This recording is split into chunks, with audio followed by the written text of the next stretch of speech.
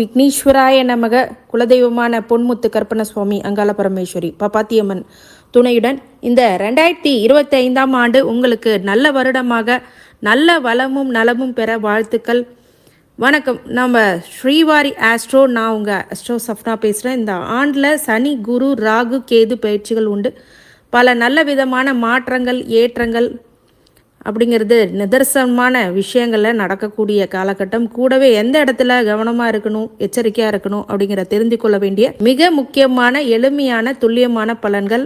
அனைவருக்கும் ஆங்கில புத்தாண்டு நல்வாழ்த்துக்கள். 2025ஆம் ஆண்டுக்கான கும்பராசிக்காரங்க யாரை எதிர்பார்க்குறாங்களோ இல்லையோ, இவங்க கண்டிப்பாக இந்த புத்தாண்டு எப்படி இருக்க போகிறது அப்படிங்கிறத பற்றி மிகுந்த எதிர்பார்ப்புடன் இருக்கக்கூடியவர்கள் கும்பராசிக்காரங்க. ஏன்னு கேட்டிங்க அப்படின்னா, கும்பராசிக்காரங்க இப்போது படாத பாடு பட்டுட்டு இருக்காங்க ஜென்ம சனினால. இப்போது அது மாறி உங்களுக்கு நல்ல நிலைமைகள் வரக்கூடிய நல்ல காலம் பிறக்க போகுதா அப்படிங்கிறத பற்றி நான் முழு விவரமான காணொலி ஸ்கிப் பண்ணாமல் பாருங்கள்.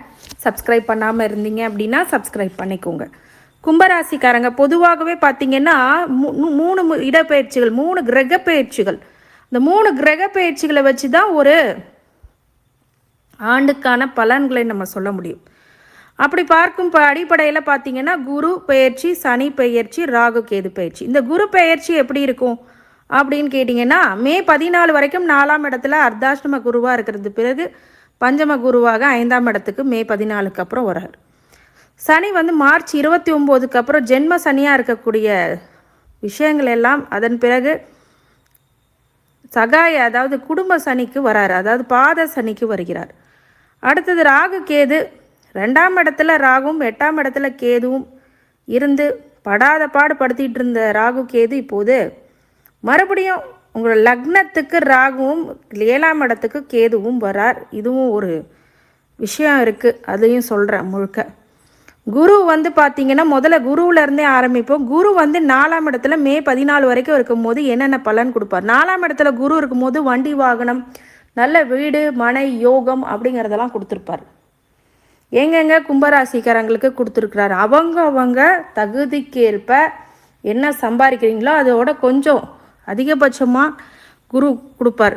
8ஆம் இடத்தை பார்க்கும்போது வரவு செலவு கொடுக்கல் வாங்கல பிரச்சனைகளை கொடுக்காமல் கொஞ்சம் உங்களை தவிர்த்து வருவார். அவமானங்கள் படக்கூடியாத அளவுக்கு கொஞ்சம் காத்து நிற்பார். தொழிலில் 10ஆம் இடத்தை குரு பார்க்குறேன்னா தொழில் நல்லா இருக்கும். 12ஆம் இடத்த விரயத்தையும் பார்க்கும்போது விரயம் கட்டுப்பாட்டுக்குள்ளே இருக்கும். அடுத்தது குரு 5ஆம் இடத்துல பஞ்சமஸ்தானத்துக்கு வரும்போது 9ஆம் இடத்தை பார்க்குறாரு. அப்போ பூர்வ புண்ணியத்தை பார்க்குறார். பூர்வ புண்ணியத்தினால் கிடைக்கக்கூடிய எல்லாமே பூர்வ புண்ணியமும் உங்களுக்கு கிடைக்கும். குலதெய்வ அனுகிரகமும் குரு 5ல் வரும்போது கிடைக்கும். பார்க்குற பார்வை 9ஆம் இடத்தை பார்க்கும் போது என்ன ஆகும், பாக்கியம் கிடைக்கும். அப்போ மே 14க்கு அப்புறம் பாக்கியங்களை கொடுக்கக்கூடிய குருவாக வராரு. அது ரொம்ப சிறப்பு. 11ஆம் இடத்துல லாபத்தையும் கொடுக்கக்கூடிய இடத்தையும் பார்க்குறார். அதே மாதிரி ராசியும் பார்க்குறார். அப்போ 3மே ரொம்ப சிறப்பான பார்வை, குரு பார்வை. அப்போ இந்த குரு மே 14க்கு அப்புறம் சூப்பராக இருக்குது குரு பயிற்சி கும்பராசிக்காரங்களுக்கு. சரிங்க, சனியை சொல்லுங்கள். பயிற்சி சனி உங்கள் ராசிக்கு இருந்து 3, 7, 9 அப்படிங்கிற முக்கியமான பார்வையினால உங்களுக்கு கஷ்டப்படுத்தினார். ஜென்மத்துக்கு படாத பாடுபடுத்தினார். முயற்சியில் தடையை கொடுத்தார், ஜெயத்தில் தடையை கொடுத்தார், பார்ட்னர்ஷிப்பில் பிரச்சனையை கொடுத்துருப்பார். லைஃப் பார்ட்னர் விஷயத்தில் இல்லைங்க, லைஃப் பார்ட்னர்லாம் நல்லா தாங்க போயிட்டுருக்கு அப்படின்னா ஏதாவது ஆக்சிடென்ட்ஸோ இல்லை அறுவை சிகிச்சையோ கண்டிப்பாக நடந்து வாழ முடியாத 2 பேரும் ஒத்து வாழ முடியாத நிலையில் சனி பார்த்துருப்பார். 9ஆம் இடத்த பாக்கியஸ்தானத்தையும் பார்க்கும்போது பாக்கியங்களை கொடுக்கக்கூடிய தடையை கொடுத்துருப்பார். இப்போது மார்ச் 29க்கு அப்புறம் பாத சனிக்கு வரப்போகிறார். இதுவே பெரிய நல்லது. ஃபஸ்ட்டு ஜென்மத்திலேருந்து முதல்ல இறங்குறதே கும்பராசிக்கு மிகப்பெரிய தலைவலி, மிகப்பெரிய உயிரை காப்பாற்றிக்கிற விஷயம் இந்த பாத சனிக்கு வர்றது. பாத சனிக்கு வந்துட்டார். அப்போது நல்ல விஷயங்கள் நடக்குமா? எந்தெந்த இடத்துல கவனமாக இருக்கணும்? 4ஆம் இடத்த வண்டி வாகனத்தில் கவனமாக இருக்கணும். ப்ராப்பர்ட்டி விஷயத்தில் கவனமாக இருக்கணும். தாயார் உடல்நிலையில் இருக்கும், இல்லை தாயார் சொத்தில் பிணக்கு வரும். 8ஆம் இடத்தையும் பார்க்குறார் அப்படின்னா அசிங்க அவமானம், கொடுக்கல் வாங்கல், மாங்கல்ய தோஷம் இதெல்லாம் ஏற்படக்கூடியதாக இருக்கும். 11ஆம் இடத்தை பார்க்குறார் அப்படின்னா லாபத்தை குறைப்பார், சங்கடத்தை கொடுப்பார், இந்த மாதிரி விஷயங்கள்லாம் பண்ணுவார்.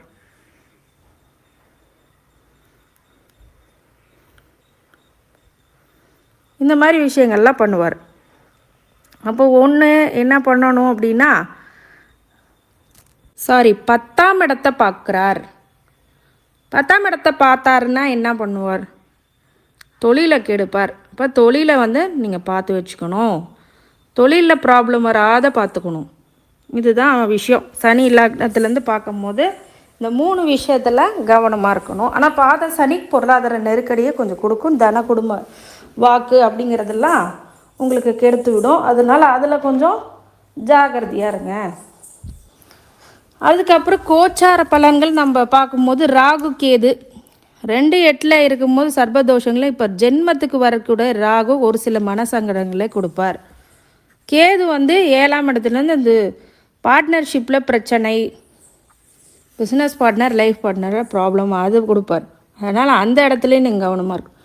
அப்போ எங்களுக்கு நிம்மதியே இல்லையா அப்படின்னா குரு நல்லா இருக்கிறார், சரிங்களா? சனியும் நல்ல நிலைக்கு தான் வராரு, ஜென்மத்தை விட்டு இறங்குறாரு, அதுவே மிகப்பெரிய ஒரு நல்ல பாக்கியம். ராகு கேதுக்கு மட்டும் வெள்ளிக்கிழமை காளியம்மன் வழிபாடு பண்ணுங்கள், ரொம்ப நல்ல பலனை கொடுத்துரும். கண்டிப்பாக திசாபூத்தி வாரியாகவும் உங்களுக்கு பிரச்சனைகள் இருக்கான்னு பார்த்தீங்கன்னா கண்டிப்பாக அவிட்டம் சதயம் பூரட்டாது இந்த 3 நட்சத்திரத்துக்கும் முதல் திசை அவிட்டம் செவ்வாய் திசை, சதயம் ராகு திசை, பூரட்டாதிக்கு குரு திசை. செவ்வாய்க்கு 3-10க்கு அதிபதி செவ்வாய். அப்போ செவ்வாய்க்கு பார்த்தீங்க அப்படின்னா உங்களுக்கு பிறக்கும் போதே அவிட்ட நட்சத்திரத்துக்காரங்களுக்கு 3ஆம் அதிபதி அவரே 10ஆம் அதிபதியும் அவரைங்கிறத தொழிலை கொடுத்துருவார். உங்கள் வீட்டில் உங்கள் பெற்றோர்களுக்கு தொழிலை கொடுப்பார். ஆனால் மறைவு விஷயங்கள் நிறைய பிரச்சனைகள், உபஜயஸ்தானம், முயற்சிகள்னால் நல்ல தொழில் அமையக்கூடியதாக இருக்கும். ராகு என்ன பண்ணுவார்? இந்த ராகு திசை இப்போது சர்வதோஷமாக இருந்தாலும் அதுக்கு அடுத்த வருகின்ற மே 18க்கு அப்புறம் ராசிக்கே வராரு ராகு. அதுதான் ராகு திசைக்கு பெரிய ஜென்ம ராகு, அது இன்னும் படாத பாடுபடுத்திடும். அதனால் ராகு திசை இருக்கிறவங்க ரொம்ப கவனமாக இருங்க. ராகு திசையை பற்றி முழுமையாக தெரிஞ்சுக்கணுன்னா உங்கள் ஜனன கால ஜாதகத்தை அஸ்ட்ரோ கன்சல்டேஷனுக்கு இந்த நம்பருக்கு கால் பண்ணி பேசுங்க. கண்டிப்பாக இதுக்கான பலனை உங்களுக்கு கொடுக்குறோம். குரு 2ஆம் அதிபதியும் அவரே 11ஆம் அதிபதியும் சுபிட்சம், தன குடும்ப வாக்கு அமையும், நல்ல குடும்பம் அமையும், நல்ல மகிழ்ச்சியான உறவுகள் அமையும். 11ஆம் அதிபதியும் அவரே அப்படின்னா லாபத்தை அதிகமாக கொடுப்பார். சனி ராசி அதிபதியும் அவரே, விரையாதிபதியும் அவரே. அப்படிங்கும்போது சனி திசையில் உங்களுக்கு விரயத்தை அதிகமாக கொடுப்பார். இந்த சனி திசையில் தான் கொஞ்சம் ஜாகிரதையாக இருக்கணும். சரியான முடிவு எடுக்க மாட்டீங்க, தப்பாக முடிவு எடுத்துகிட்ருப்பீங்க. இது மாதிரி நிறைய பாதகமான சூழ்நிலைகள் வரும். புதன் திசை 5ஆம் அதிபதியும் அவரே, 8ஆம் அதிபதியும் அவரே. குழந்தை செல்வம், குழந்தையினால் மேன்மை, குழந்தையினால் சந்தோஷம் அப்படிங்கிறதெல்லாம் இருக்கும். 8ஆம் அதிபதியும் அவரே அப்படிங்கிறதுனால கோர்ட்டு கேஸு, வம்பு வழக்கு, அதே மாதிரி அசிங்க அவமானப்படுறது, இந்த மாதிரி விஷயங்கள், போக்குவரத்து, கொடுக்கல் வாங்கல ஜாகிரதையாக இருக்கிறது இந்த புதன் திசையில் இருக்கணும். புதன் திசையில் கல்வி கேள்விகளில் உங்கள் மகன் மகளுக்கும் நல்லாயிருக்கும். மற்றபடி உங்களுக்கு கொஞ்சம் கெடுதலை கொடுக்கும், ஆனால் பிள்ளைகள்னால் பெருமைகள் கிடைக்கும். கேது 7ஆம் இடத்துல கேது இருக்கார். 8ஆம் இடத்துல இப்போ அஷ்டம கேதுவாக இருக்கும்போது அடுத்தது 7ஆம் களத்திர கேதுவாக வரும்போது திருமண தடையை கொடுத்துருவார். ஆனால் இந்த கேது திசை வரும்போது சில பேருக்கு வயசாகிடும். உங்கள் குழந்தைங்களுக்கு நீங்கள் பார்த்துட்ருக்கீங்க அப்படின்னா ஒரு சில தடைகளை கொடுக்கும். ஆனால் வயசில் மத்தியம வயசில் எனக்கு கல்யாணமே ஆகலைன்னா இந்த கேது திசையில் திருமணம் பண்ணுறது அவ்வளோ சிறப்பு இல்லை. அடுத்தது சுக்கிரன் 4ஆம் அதிபதியும் அவரே, 9ஆம் அதிபதியும் அவரே. இடம் பொருள் வாங்க, பூர்வ பாக்கியம், புண்ணியம் எல்லாமே சுக்கிர திசை கொடுத்துரும். சூரிய திசை 7ஆம் அதிபதி திசை, அதுவும் உங்கள் மனைவி மூலியமாக நல்ல ஒரு சொத்து சுகங்கள் கிடைக்கிறது. ஆனால் இந்த பாத சனியில் சூரிய திசை இருக்கக்கூடாது, சுக்கிர திசை இருக்கக்கூடாது. சந்திர திசையும் 6ஆம் அதிபதினு நோய் எதிரி கடனை கொடுத்துரும். இந்த சூரிய சந்திர தசை, செவ்வாய் திசை இதெல்லாம் சனி இருக்கும்போது, இந்த மாதிரி ஜென்ம சனி, பாத சனி இருக்கும்போது இருக்கக்கூடாது. இருந்துச்சுன்னா நிறைய நெருக்கடிகளை கொடுத்துரும் ஜாதகக்காரங்களுக்கு. அப்போ இதெல்லாம் ஒரு விஷயம். இந்த கும்பராசிக்காரங்களுக்கு இந்த தசாபூத்திகள் ஏதாவது நடந்துகிட்டு இருக்கு அப்படின்னா ஸ்பெஷலாக அதை பற்றி தெரிஞ்சுக்கணும், உங்களுக்கு என்ன நடக்க போகுதுன்னு உங்கள் ஜனன கால ஜாதகத்தை தான் ஆய்வு பண்ணணும். அந்த ஜனன கால ஜாதகத்தில் என்ன இருக்கோ அது 100ல் 200% நடக்கும். அப்போ அந்த ஜனன கால ஜாதகத்தை ஆய்வு செய்யும் போது உங்களுக்கு முழு விவரமாக நான் சொல்ல இருக்கிறேன். நல்ல முழு துல்லியமாக கணித்து உங்களுக்கு மிகப்பெரிய அளவில் உங்கள் மாற்றங்களை நீங்கள் பார்க்கலாம். அந்த துல்லியமான கணிப்பு உங்கள் வாழ்க்கைக்கு ரொம்ப முக்கியமானதாக இருக்க வேண்டும். அது இருக்கும். நிறைய விஷயங்கள் உங்களுடைய ஜனனகால ஜாதகத்தை பார்க்கும்போது நல்ல சிறப்பான முறையில் இதே ஒரு 100% உங்களுக்கு பொருந்தும் ஒவ்வொரு திசைக்கும். இப்போ இதை காமிச்சிங்க உங்கள் ஜனனகால ஜாதகம் முழுக்க சொல்லிடலாம், எந்தெந்த கிரகங்கள் எங்கெங்கே அப்டேட் ஆகிருக்கு அதை வச்சு நம்ம சொல்லிடலாம் என்ன பலன் இருக்குன்ட்டு. இது பொருத்தி பாருங்கள் திசா புத்திகள் என்னென்ன இருக்குன்னு. அந்த திசா ஏதாவது அவயோக திசை நடக்குதான்னு பாருங்கள். பார்த்துட்டு இது உங்களுக்கு ஏதாவது சந்தேகங்கள் இருந்தால் எனக்கு கால் பண்ணி நீங்கள் தாராளமாக கேட்கலாம். உங்கள் தசாபூத்தியை பொறுத்தே உங்களுக்கு பலன் இருக்கும். என்ன ஜென்ம சனி பாத சனியாக இருந்தாலும் அவரவர் ஜனன கால ஜாதகத்தில் திசை தான் முக்கியம். இதை தான் பார்க்கணும். இந்த கும்பராசிக்காரங்க ஆஞ்சநேயர் வழிபாடு பண்ணிக்கோங்க. புற்றுள்ள இடத்துல போயிட்டு அரிசி பச்சரிசியை கொஞ்சம் கொஞ்சம் தூவிட்டு வாங்க. காக்கைக்கு சாதம் வைங்க. சனிக்கிழமை 4 பேர்த்துக்கு அன்னதானம் போடுங்க. பெருமாள் கோயிலுக்கு போங்க. நிறைய பேர்த்துக்கு எண்ணெய் தேய்ச்சி குளிங்கன்னு சொல்கிறோம், அது சில பேர் பண்ண மாட்டேங்கிறீங்க. இதில் என்ன பிரச்சனைன்னு எனக்கு தெரியல. ஆனால் எண்ணெய் தேய்ச்சி குளித்தோன்னா சனியானவர் நல்லா சந்தோஷப்பட்டு விலகுவார் உங்களை விட்டு. அதை நீங்கள் பண்ணுங்கள். கங்காஸ்தானம் மாதிரி பண்ணுங்கள். சனிக்கிழமை ரொம்ப நன்மையை உங்களுக்கு கொடுத்துடும். தரித்திரங்களை விலகும். நல்ல விஷயங்கள் நடந்தேறும். மிகப்பெரிய ஒரு வெற்றியை நோக்கி செயல்படுவீங்க. ஆஞ்சநேயர் வழிபாடு டெய்லி விநாயகரை ஒரு விளக்கேற்றி சாமி கும்பிடுங்க. எங்கே இருந்தாலும் விநாயகர் வருவார். அதே மாதிரி ஆஞ்சநேயர் வழிபாடு, அப்புறம் குலதெய்வ வழிபாடு ரொம்ப முக்கியமானது. அன்னதானம் ரொம்ப முக்கியமானது. இந்த 4 விஷயங்கள் பண்ணிங்கனாலே இந்த சனி பெரிய பாதிப்புகள்லேருந்து வெளிவரலாம். தசாபூத்தி ரீதியாகவும் செவ்வாய் திசை நடந்துச்சுன்னா முருகனை வழிபடுங்க. ராகு திசை நடந்தால் காளி தேவியை வணங்குங்க. குரு திசை நடந்துட்டு இருந்தால் தட்சிணாமூர்த்தியை வணங்குங்க. சனி திசை நடந்துட்டு இருந்தால் ஆஞ்சநேயரை வழிபடுங்க. புதன்கிழமையில் புதன் ஹோரையில் புதன் திசை இருக்கும்போது பெருமாளை வழிபாடுங்க. கேதுவை விநாயகர் வழிபாடு பண்ணுங்கள். சுக்கிரனாக இருக்கும் போது மகாலட்சுமி வழிபாடு வெள்ளிக்கிழமை பண்ணுங்கள். சூரிய திசையாக இருந்துச்சு அப்படின்னா சூரிய பகவானை ஆதித்ய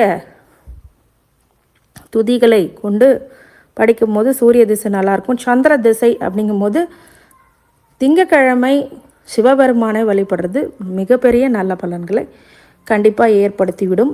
இந்த கும்பராசிக்காரங்களுக்கு அனைத்து ஐஸ்வர்யங்களும் சகல சௌபாக்கியங்களும் மன நிம்மதியும் ஆரோக்கியத்தை கொடுக்க வேண்டும் என்று என் பெருமாள் மகா ஈஸ்வரனை வேண்டி வணங்குகின்றேன். 2025 ஆண்டாக்கான ராசி பலன்கள் யார் எதிர்பார்க்குறாங்களோ இல்லையோ மீன ராசிக்காரங்க மிகப்பெரிய எதிர்பார்ப்புடன் நீங்கள் இருப்பதை நாங்கள் காண இருக்கிறோம். நிறைய பேர் ஜாதகத்துக்கு எடுத்துகிட்டு நிறைய சஞ்சலங்களும் பிரச்சனைகளும் கடந்த காலங்களில் உள்ள பிரச்சனைகள் எல்லாமே நீங்கள் சொல்லிட்டு வரீங்க. இந்த கடந்த கால பிரச்சனைகள்லாம் எப்படி மாறப்போகுதா, இல்லை இதே நிலைமை நீடிக்குமா, இல்லை இதை விட மோசமாகுமா அப்படிங்கிற நிலைமையில் யோசித்து நிறைய விஷயங்கள் பண்ணுங்க. ஆனால் மீன ராசிக்காரங்க எதையும் தாங்கும் இதயம் கொண்ட ஒரு நல் உள்ளங்கள். இவங்களுக்கு பிரச்சனைகள் அப்படிங்கிறது பெருசாகவே வராது. பொதுவாகவே மீன வீடு அப்படிங்கிறது குருவோடைய வீடு. அவர் அதிக பிரச்சனைகள் இருந்தாலும் ஒரு சிம்பிளான ஆள், ஒரு சிம்பிளான விஷயம். உங்களோட மீன ராசிக்கு ஒரு சிறப்பு இருக்குது. குரு ஆட்சி பெறுவார் உங்களோட இடத்துல. சுக்கிரன் பகையாளியாக இருந்தாலும் உங்களோட வீட்டில் உச்சமடைகிறார். அதனால 2 விஷயங்களும் உங்களுக்கு நடக்கும். டபுள் அப்படிங்கிறது உங்களுக்கு தான் நடக்கும். அப்போ சனி என்ன பண்ணுவார், ஏதாவது சிரமங்களை ஏற்கனவே படாத அடியெல்லாம் வாங்கிட்டோம், இந்த 2025ஆம் ஆண்டாவது எங்களுக்கு நல்லது நடக்குமா அப்படின்னு கேட்பீங்க. கண்டிப்பாக நல்லது நடக்கக்கூடிய விஷயங்கள் இருக்கா அப்படிங்கிறத முழுசாக பார்ப்போம். கடைசி வரைக்கும் பாருங்கள், ஸ்கிப் பண்ணாமல் பாருங்கள். சப்ஸ்கிரைப் பண்ணாமல் இருந்தீங்கன்னா சப்ஸ்கிரைப் பண்ணிக்கோங்க. பெல் ஐக்கானை ப்ரெஸ் பண்ணி நோட்டிஃபிகேஷன் ஆன் பண்ணிக்கோங்க. குரு மே 14 வரைக்கும் சகாய குருவாக இருந்து உங்களுக்கு மிகப்பெரிய அளவில் மறைவில் போய் மீன ராசிக்கு குருவால் எந்த ஒரு உபயோகமும் இல்லாமல் இருந்த அந்த குருவானவர் 4ஆம் இடத்து குருவாக மே 14க்கு பிறகு அர்த்தாஷ்டம குருவாக வராரு. அது சிறப்பான்னு கேட்டிங்கன்னா அதை பற்றி நம்ம முழுக்க இப்போ டிஸ்கஸ் பண்ணலாம். அடுத்தது சனி மார்ச் 29 12ஆம் இடத்துல இருக்குது விரைய சனியாக. பிறகு ஜென்மத்துக்கு வருதே அப்படின்னு ஒரு சங்கடத்தையும் யோசிக்கிறீங்க. அது விஷயமான அதையும் நான் உங்களுக்கு சொல்ல போகிறேன். அதே மாதிரி ராகு கேது மே 18க்கு அப்புறம் ஜென்மத்தில் இருக்கக்கூடிய ராகு 12ஆம் இடத்துக்கும் 7ஆம் இடத்துக்குரிய கேது 6ஆம் இடத்துக்கு வர்றது. இந்த 3 பெயர்ச்சி தான் ஒரு ஆண்டுக்குள்ளுடைய ஒரு துல்லியமான பலனை சொல்ல முடியும் கோச்சார ரீதியாக. குரு 3ஆம் இடத்துல இருந்தாலும் மே 14 வரைக்கும் உங்கள் 7ஆம் இடத்தை திருமண பாக்கியத்தை கொடுக்கும். 9ஆம் இடத்தையும் பார்க்குறாரு. அப்போ என்ன பண்ணுவார்? கண்டிப்பாக உங்களுக்கு பாக்கியத்தையும் கொடுக்குறார். 3ஆம் இடத்துலேருந்து 11ஆம் இடத்தை பார்க்குறார். அப்போ லாபத்தையும் கொடுப்பார். இப்போ முக்கியமான 3 விஷயங்களும் உங்களுக்கு கொடுத்துட்ருக்கார். லாபத்தையும் கொடுக்குறார், பாக்கியத்தையும் கொடுக்குறார். ஆனால் குரு இருக்கிறதுனால பொருளாதார நெருக்கடி 3ஆம் இடத்துல இருக்கும்போது சிறு சிறு பணத்தொகைகள் வந்தாலும் பெரிய அளவில் பெரிய பணங்கள் இல்லை அப்படிங்கிறது ஒரு வேடிக்கையான விஷயமா இருக்குது. 4ஆம் இடத்துக்கு வராரே குரு, அப்போ நல்லது பண்ணுவாரா? கண்டிப்பாக பண்ணுவார். 8ஆம் இடத்தை பார்க்குறாரு. அப்போ குரு 8ஆம் இடத்தை பார்க்கும்போது என்ன பண்ணுவார்? 4ஆம் இடத்தை குரு வரும்போதே மிதுன குரு தான். பெரிய அளவில் ஒரு சிறப்புகள் இல்லைன்னா கூட 8ஆம் இடத்தை பார்க்குறாரு. அப்போ பார்க்கும்போது இந்த அவமானங்கள், பிரச்சனைகள், கொடுக்கல் வாங்கல உள்ள பிரச்சனைகள்லாம் நிவர்த்தி ஆகும். 10ஆம் வீட்டை பார்க்குறார். தொழில் சூப்பராக கொண்டு வந்துடுவார். 12ஆம் இடத்து விரயத்தை கட்டுப்படுத்துவார். சனியை பார்க்கும். இப்போ அவருடைய சஞ்சார நிலை எப்படி இருக்குது? 12ஆம் இடத்துல இருக்கும்போது உங்கள் தன குடும்ப வாக்கை பார்த்துட்டு பிரச்சனையை கொடுத்தார். பொருளாதார நெருக்கடியும் கொடுத்தார், குடும்பத்தில் பிரச்சனைகளை கொடுத்தார். உங்கள் வாக்கிலே சனி உட்கார்ந்துருக்கார். அப்படிங்கும்போது பேச பேச பிரச்சனைகள் தான் வந்ததே தவிர பெரிய ஒரு நல்லது நடக்கலை. அடுத்தது 6ஆம் வீட்டையும் பார்க்குறார். ருணு ரோக சத்ருஸ்தானத்தையும் பார்க்குறார். அப்படிங்கும்போது என்ன பண்ணார்? கண்டிப்பாக பிரச்சனைகளை அதிகமாக கொடுத்துருக்கிறார். நோய் எதிரி கடன் ஏதாவது ஒன்று கொடுத்து சிரமப்படுத்துகிறார். 12ஆம் இடத்துலேருந்து தன்னுடைய 10ஆம் பார்வையாக பாக்கியத்தையும் பார்க்குறார். பாக்கியத்தை பார்க்கும்போது என்ன ஆகும்? பாக்கியத்தை கெடுக்கிறார். தந்தை வழி சார்ந்த உறவுனால பிரச்சனை. இது சனி 12ஆம் இடத்துலேருந்து அந்த பார்வை பலத்தால் கவனமாக இருக்க வேண்டிய இடங்கள். சரி, ஜென்மத்துக்கு வராங்க, என்ன பண்ண போகிறாங்க? இனிமே தான் ட்ரையலே, படமே இப்போ தான் ஜென்ம சனி. ஆனால் குரு எங்கெங்கே பார்க்குறாரோ அது சனி 3ஆம் இடத்தை பார்க்குறார். அப்போ 5ஆம் பார்வை, அதாவது 3ஆம் இடத்தை 3ஆம் பார்வையாக 3ஆம் இடத்தை பார்க்குறார். அப்படிங்கும்போது தடைகளை கொடுப்பார். ஏதாவது புது முயற்சிகள் இருந்தால் அது தடை, இருக்கிற வேலை செய்யும் போது ஒரு தடைகள், ஜெயத்தில் ஒரு தடை, வெற்றி பெறுவதில் தடை.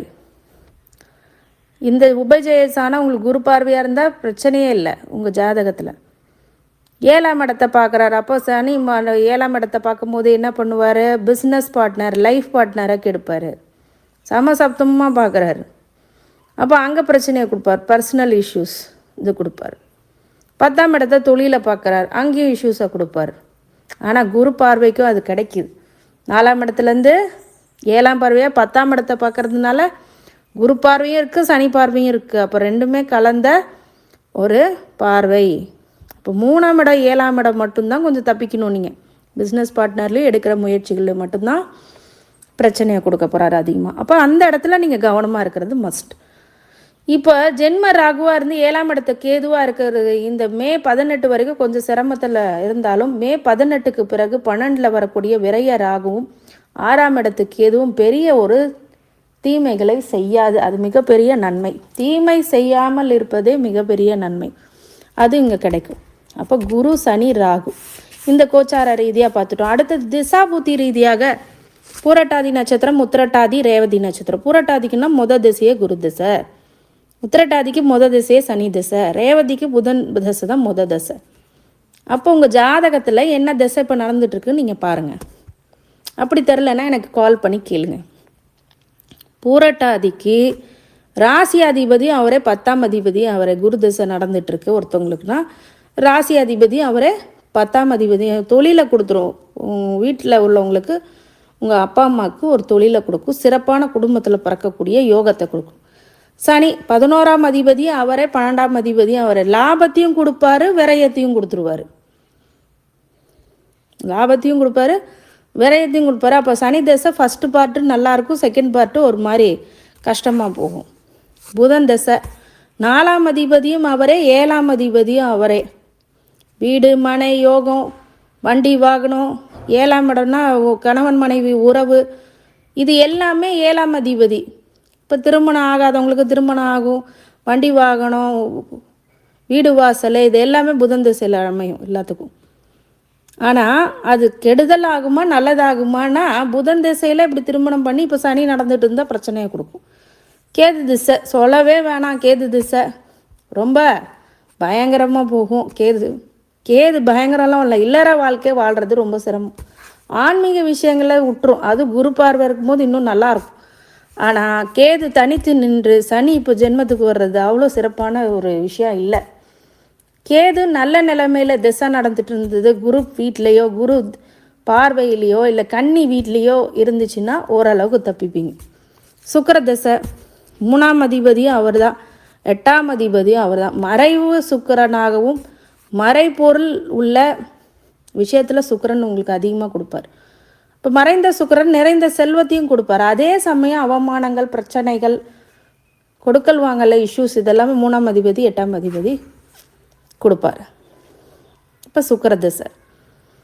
அடுத்தது சூரிய திசை 6ஆம் அதிபதி அவர். 6ஆம் அதிபதி சூரிய திசை அப்படிங்கும்போது ருணு ரோக சத்ரு இந்த 3ஐயும் கொடுப்பார். நோய் எதிரி கடன் இதையும் கொடுப்பார்.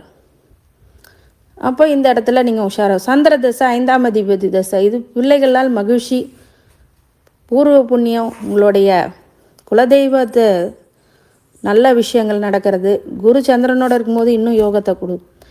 செவ்வாய் தசை 2ஆம் அதிபதியும் அவரே, 9ஆம் அதிபதியும் அவரே.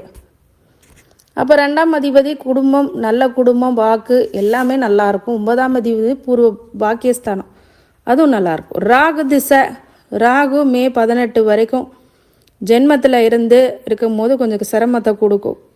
அதன் பிறகு 12ஆம் வீட்டுக்கு வரும்போது நன்மையை கொடுக்கும். ராகு குரு பார்வையில் குரு வீட்டில் இருந்தால் வெளிநாடு போகக்கூடிய யோகங்களும் இந்த ராகு திசையில் வயசான காலத்துலேயே நடக்கலாம். இல்லை ஒரு நாட்டை விட்டு ஒரு நாட்டை போயிட்டு கூட ஒரு ட்ரீட்மெண்ட் பேஸில் கூட இருக்கலாம். இல்லை நல்ல விஷயத்துக்காக கூட நீங்கள் போகலாம். இந்த மாதிரி ராகு திசை நன்மை பண்ணும். ராகு திசை வயசான காலத்தில் வர்றதுனால பெரிய ஒரு விஷயமா நீங்கள் அதை பார்க்கவே தேவையில்லை.